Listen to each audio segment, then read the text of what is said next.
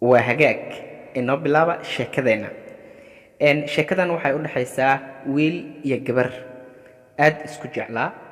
sheekadan waxaa ciwaan looga dhigay a very sad love story, sheeko jacayl oo aad u murugo badan. a very sad love story. a boy from England, a boy wiil from England ka soo jeedo waddanka Ingiriiska ayaa la yidhaahdaa England, and a girl iyo gabar from Pakistan ka soo jeedo Pakistan ayaa mid ku kulmay online-ka ayay ku kulmeen oo internetka ay iska barteen. and gradually si tartiib ahna began waxay u bilaabeen to chat with each other, in ay la sheekaysto midba midka kale inuu chatting la sameeyo ayay bilaabeen regularly si joogto ah. and became waxayna noqdeen good friends, saaxiibo wanaagsan, who take time together, kuwaasoo si wadajir ah u qaato waqtiga. after a few months bila yar kadib, they expressed their love, waxay isku caddeeyeen jacaylkooda for each other, midba midka kale jacaylkooda ay isku caddeeyeen oo ay isku bandhigteen.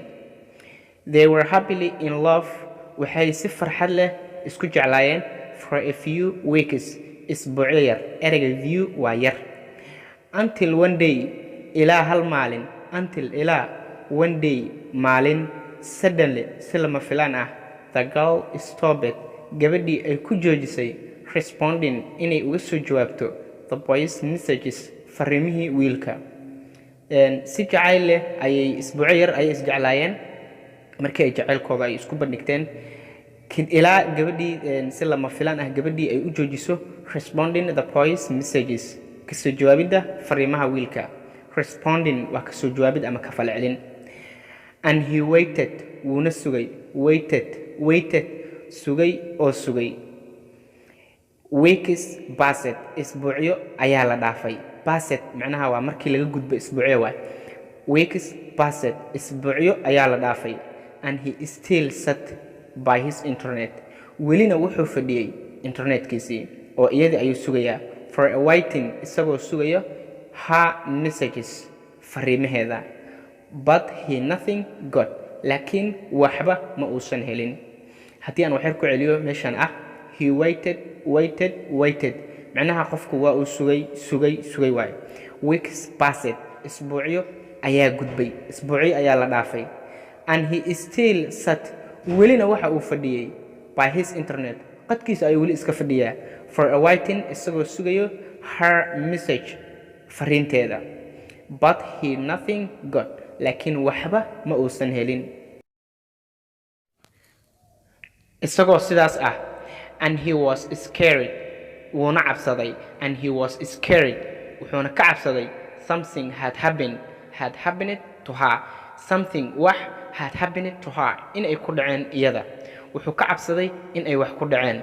but laakiin eventually, ugu dambayntii, he accepted the fact, waa uu aqbalay xaqiiqada. he accepted, waa uu aqbalay the fact, xaqiiqada, that their relationship, in xiriirkoodii was over, uu dhammaaday. he was heartbroken, waa uu qalbi jabay. heart waa qalbi, broken jabay. he cried himself, nafsadiisa ayuuna ku ooyey. he cried, wuxuu ku ooyey himself, nafsadiisa. to sleep, inuu seexdo. every day, maalin walbo. reading, isagoo akhrinayo her old messages, fariimaheedii hore. after a few years, sanado yar kadib, he started university, wuxuu bilaabay jaamacad. and he stayed away from the girls, wuxuuna ka fogaaday gabdhaha. ereyga stayed waa joogid, away from meel ka fog, macnaha gabdhihii ayuu ka fogaaday. because maxaa yeelay, he remember, wuxuu xasuusanayaa his love, jacaylkiisii. and he could not stop, mana uusan joojin karin heartbreak, qalbi jabka. but laakiin one day, maalin, a beautiful girl, gabar qurux badan ayaa took his attention, ayaa qaadatay dareenkiisii. his attention, dareenkiisii. he looked at him, she looked at him, asiga ayay fiirisay. and he surprised, wuuna la yaabay. so sidaa darteed, he approached to her, iyadii ayuu u dhowaaday. and he said, waxa uuna ku yiri iyadii ay u dhawaaday waxa uuna ku yiri I am sorry waan ka xumahay if I offended you haddii aan ku dulmiyay by saying isagoo dhahayo I like you waan ka helay ereyga offended waa dulmi and she replied waxay ugu jawaabtay it's not your fault ma ahan khaladkaaga ma ahan but laakiin I am already loved hore ayaan waxaan u jeclaa with someone qof ayaan hore u jeclaa he answered wuxuu ugu jawaabay oh sorry Allah waan ka xumahay my sister walaashay then what happened kadib maxaa dhacay macnaha wiil ayaan hore u jeclaa ayay tiri kadibna wuxuu dareemay inay qof ay isjeclaayeen kadib maxaa dhacay ayuu weydiiyey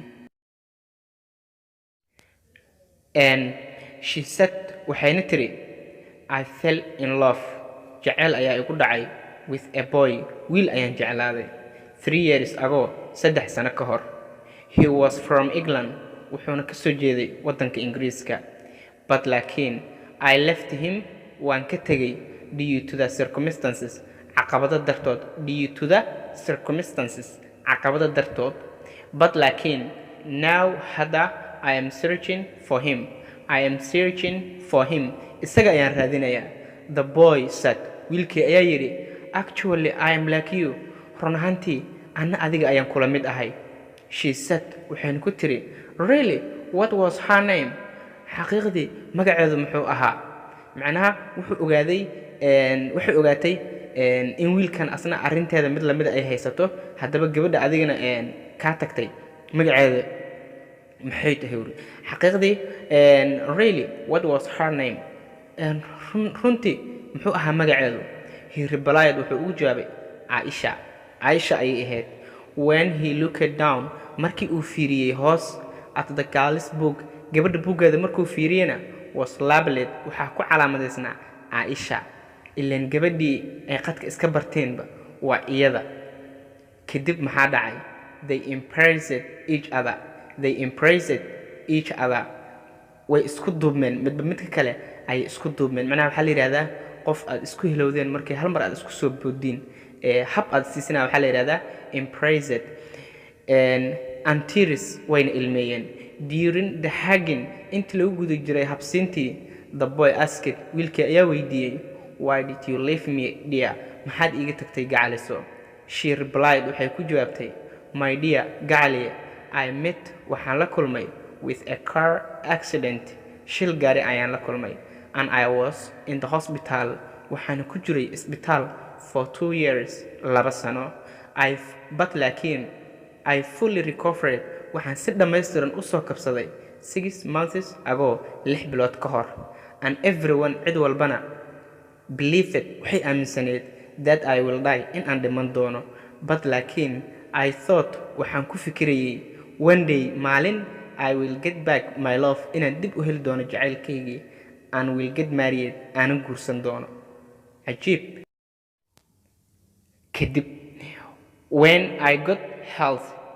markii I got health aan helay caafimaad I planned waxaan qorshaystay to come inaan imaado your country wadankaaga to see you si aan adiga ku arko after that inta kadib the boy wiilkii wet his clothes dharkiisii waxa qoyay by tears ilmo ayaa qoysay and they reunited again dib ayayna u midoobeen mar kale reunited dib u midoobid waay again mar kale xaqiiqdii waa sheeko aad iyo aad cajiib ah hadaba sheeko walba iskama dhacdee sabab ay u dhacday ayaa jirto iyo duluc ay leedahay sheekadu iyo ulajeed moral of the story dulucda sheekada true love jacaylka dhabta ah will always find its way hadi jeer wuu heli doonaa wadadiisa hadiiba uu true love uu yahay no matter waxba ma ahan what the obstacles are waxa ay yihiin waxba ma ahan waxa ay yihiin caqabadaha in itisbaas wadadiisa